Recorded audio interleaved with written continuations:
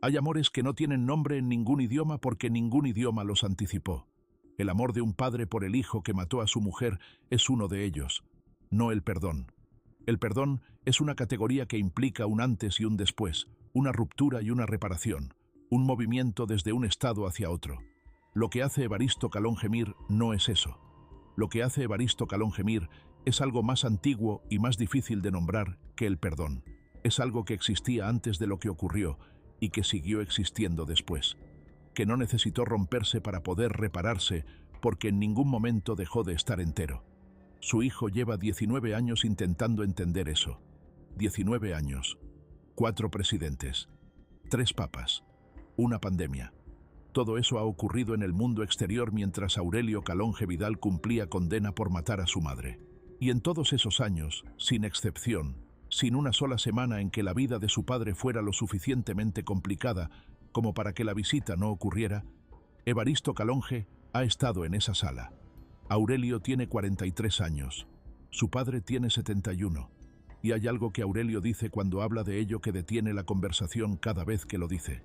Dice que la única persona en el mundo que tiene derecho real a odiarle es la única persona en el mundo que nunca lo ha hecho, y que eso es lo más pesado que lleva. No la culpa, no la condena, no los 19 años dentro. Eso. Para llegar al día en que Aurelio Calonge mató a su madre, hay que entender primero quiénes eran los tres. Evaristo Calonge nació en un pueblo de la meseta, el mayor de 4 hermanos, en una familia de agricultores con la dureza que tiene esa vida, cuando la tierra no da siempre lo que necesita dar, y el cuerpo tiene que compensar lo que la tierra no da. Un hombre construido hacia adentro, de los que no tienen mucho lenguaje para las cosas que ocurren en el interior, pero que tienen una constancia en lo que hacen que produce sus propios efectos sin necesidad de palabras. Se casó con Rosario a los 24. Fue el amor de su vida en el sentido más literal y menos retórico de esa frase. El amor que llega y que no deja espacio para imaginar que podría haber otro. Rosario Vidal era el tipo de mujer que los entornos donde creció no sabía bien qué hacer con ella.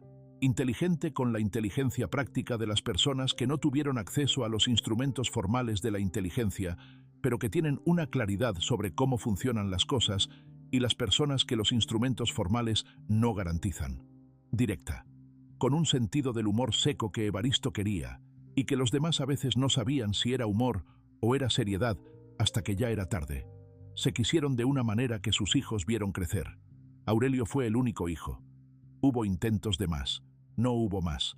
Aurelio creció en el espacio de hijo único de padres que se querían mucho, que es un espacio con sus propias características que no siempre se articulan correctamente. La intensidad del amor familiar concentrado en un solo destinatario, la presión de ser el repositorio de todas las esperanzas que 2 personas depositan en la generación que viene, la visibilidad total que tiene el hijo único dentro del sistema familiar sin el filtro que producen los hermanos. Aurelio creció queriendo a sus padres. También creció, desde relativamente pronto, con algo dentro que no sabía nombrar. Una agitación, una dificultad para estar en el estado en que los demás parecían estar sin aparente esfuerzo.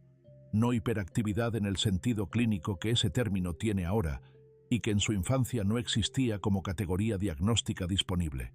Algo más difuso y más persistente. Una especie de ruido interior que lo acompañaba sin que él supiera de dónde venía, ni cómo bajarlo. En la adolescencia ese ruido encontró lo que encuentran muchos ruidos interiores que no tienen otro canal. La sustancia que lo baja temporalmente. Aurelio tenía 15 años la primera vez.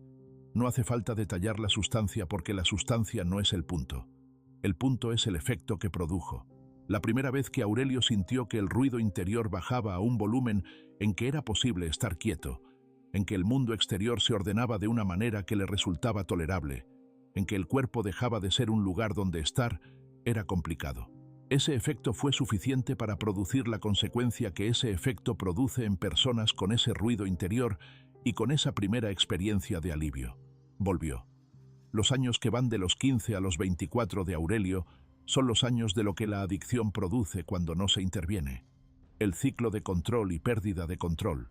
Los periodos de aparente estabilidad que los que lo quieren toman como señal de que lo peor ha pasado. Los periodos de recaída que demuestran que lo peor no ha pasado. La escalada lenta de la sustancia y de la dosis, y de las consecuencias que la sustancia y la dosis producen en la vida de alguien que no tiene otra manera de gestionar lo que tiene dentro. Evaristo y Rosario lo vieron. Lo vivieron de la manera en que lo viven los padres que tienen los recursos que tienen, con el amor que tenían, que era mucho, y que no era suficiente para lo que se necesitaba, con los instrumentos que encontraron, que fueron los que encontraron y que no siempre fueron los que hacían falta, con la esperanza que los padres sostienen durante más tiempo del que el pronóstico justificaría porque no tienen otra opción que sostenerla. Hubo tratamientos. Algunos tuvieron sus efectos.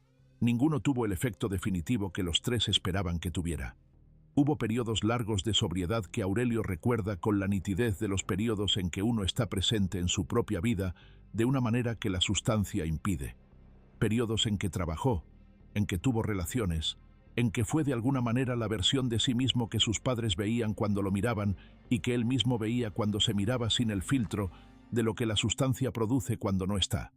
Y hubo recaídas. La última recaída fue la última. No porque fuera más grave que las anteriores en términos de cantidad o de duración, sino porque ocurrió en un momento específico, en una noche específica, en que las variables que estaban presentes produjeron una combinación que no había ocurrido en ninguna de las noches anteriores. Aurelio tenía 24 años. Llevaba 3 semanas en un periodo que él mismo reconocía como de los peores. No en términos de consumo solo, en términos del ruido interior que la sustancia había dejado de bajar a un volumen funcional. La tolerancia que produce el consumo sostenido hace que la dosis que antes producía el efecto deje de producirlo. Y cuando el efecto desaparece, lo que queda es el ruido sin el alivio, que es peor que el ruido, solo porque uno ya sabe que existe una diferencia y que esa diferencia ya no es accesible con lo que tiene. Esa noche estaba en casa de sus padres. Rosario estaba. Lo que ocurrió esa noche entre Aurelio y su madre tiene su versión en el expediente y su versión en la memoria de Aurelio, que son versiones que coinciden en los hechos y que difieren en la textura de lo que los hechos contenían. Lo que ambas versiones tienen en común es que hubo una discusión, que la discusión no fue diferente en su forma a discusiones anteriores que habían tenido y que ninguna de las anteriores había terminado como terminó esta. Que en algún punto de esa discusión, en un momento que Aurelio no puede reconstruir con la precisión que él mismo quisiera poder reconstruirlo, algo ocurrió que no ocurrió en ninguna de las veces anteriores. Rosario Vidal murió esa noche. Tenía 53 años. Evaristo estaba trabajando en el turno de noche. Llegó a casa a las 6 de la mañana. Encontró a su hijo sentado en el suelo de la cocina, sin moverse, con el teléfono en la mano. Aurelio no había llamado a nadie. Llevaba horas en ese suelo, el teléfono en la mano sin haber marcado ningún número, como si el mundo exterior hubiera dejado de ser una categoría disponible. Fue Evaristo quien llamó. Primero a emergencias, luego, cuando las emergencias llegaron y confirmaron lo que él ya sabía desde que entró por la puerta, a la policía. Declaró, contó lo que encontró, respondió lo que le preguntaron con la precisión de un hombre en estado de shock que sin embargo tiene la claridad suficiente para decir lo que sabe con exactitud y no decir lo que no sabe. Aurelio fue detenido esa mañana. La instrucción del caso duró meses.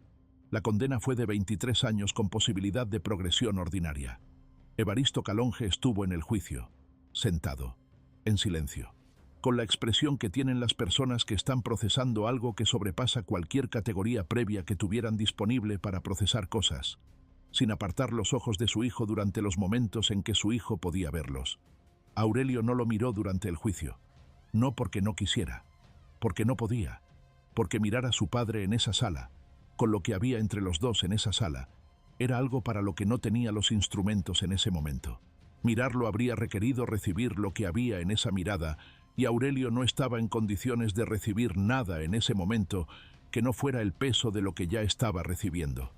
Lo que no supo hasta después, hasta que ya llevaba tiempo dentro y tuvo acceso a lo que su abogado le fue contando, es que su padre había declarado en la instrucción en su favor, no para exculparlo, para dar contexto, para describir los 24 años anteriores con la honestidad de alguien que los había vivido desde dentro y que no tenía interés en construir un relato que no fuera el real. Describió la adicción, describió los tratamientos, describió los periodos de sobriedad y los periodos de recaída. Describió a un hijo que durante esos 24 años había seguido siendo su hijo, aunque lo que la enfermedad producía en él lo hiciera a veces irreconocible. No construyó una defensa, construyó un retrato.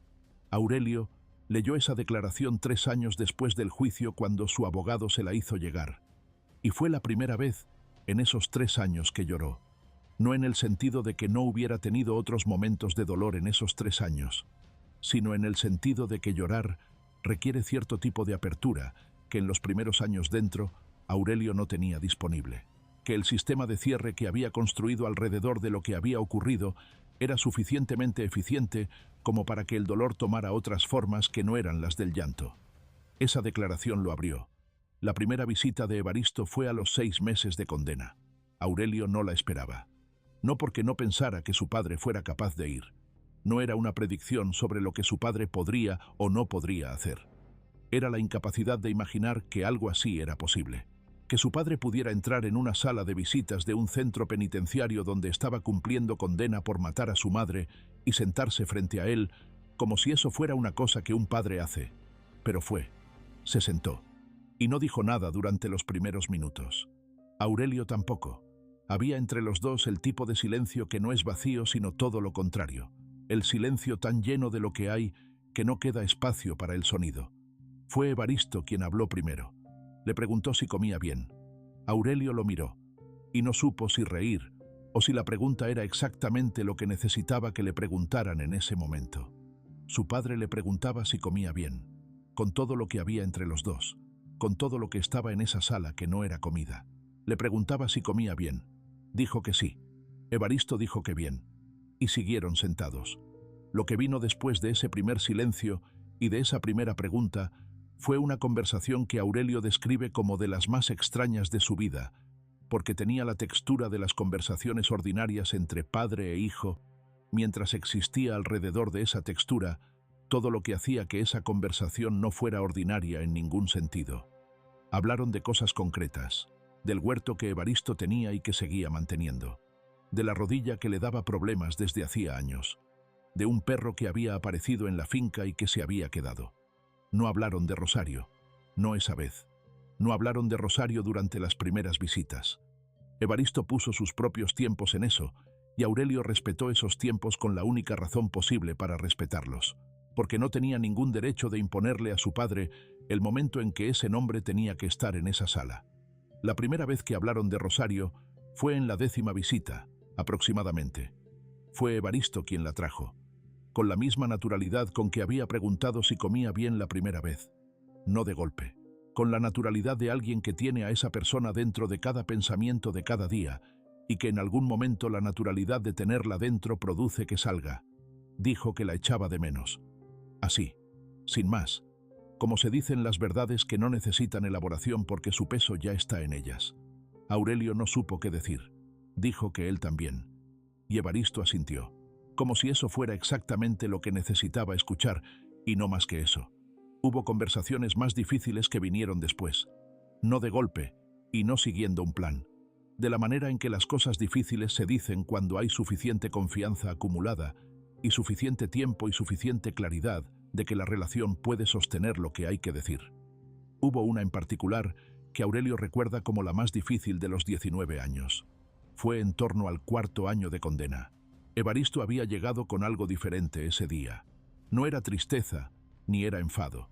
Era algo que Aurelio reconoció después, cuando tuvo distancia para reconocerlo, como la cara que tiene el dolor cuando alguien ha decidido decir algo que lleva tiempo sin decir, y que la decisión de decirlo le ha costado más que el peso de lo que va a decir. Evaristo le dijo que no le guardaba rencor, y luego le dijo que necesitaba que Aurelio entendiera que eso no significaba que lo que había pasado no había pasado, que Rosario era real y que su ausencia era real y que iba a ser real el resto de los años que a él le quedaran, que ya no eran tantos, que visitarlo no era perdonarlo, porque el perdón no era la palabra correcta para lo que sentía, que lo visitaba porque era su hijo y porque ser su padre era algo que había ocurrido antes de esa noche y que esa noche no había deshecho. Aurelio intentó decir algo. Evaristo levantó la mano. No de manera brusca, de manera que significaba, escucha. y le dijo que había una cosa que necesitaba que su hijo hiciera. Le dijo que necesitaba que saliera de ahí siendo alguien diferente de quien había entrado. No para compensar lo que no tiene compensación, no para borrar lo que no tiene borrado, sino porque la única versión de este final que Evaristo podía sostener era la que incluía a su hijo saliendo diferente de como había entrado. Que si Aurelio salía siendo la misma persona con los mismos instrumentos y el mismo ruido sin canal, lo que habría ocurrido no habría servido ni siquiera para eso. Que lo necesitaba, no como demanda, como lo que era, la petición de un hombre de 70 años a su hijo de 40, hecha desde el único lugar que esa petición podía hacerse. Aurelio lleva 15 años con esa petición. La ha trabajado de maneras que no habría pensado posibles cuando entró. Tratamiento de adicciones dentro del sistema, que existe aunque con menos recursos de los que necesitaría para hacer lo que tiene que hacer, pero que existe.